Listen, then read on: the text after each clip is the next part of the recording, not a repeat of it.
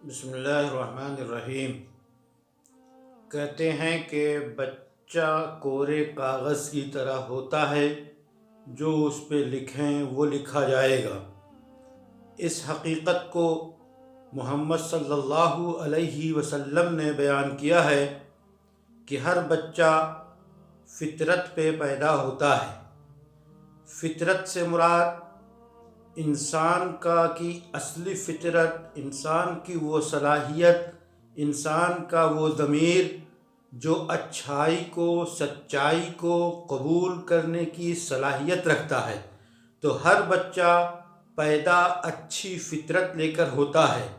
اسی کو تعبیر کرتے ہیں کہ گویا اسلام کی فطرت پہ اور اسلام کی خوبیوں کو پسند کرنے والا، اس پہ قائم رہنے والا بچہ پیدا ہوتا ہے۔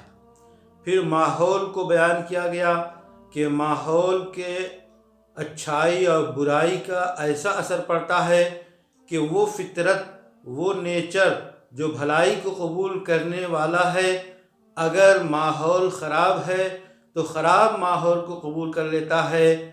اگر اس کے آس پاس اس کے ماں باپ یہودی ہیں، اس کے ماں باپ عیسائی ہیں، یا جیسے اس کے ماں باپ ہوں گے، ان کے اثرات اس بچے کی فطرت پہ پڑیں گے۔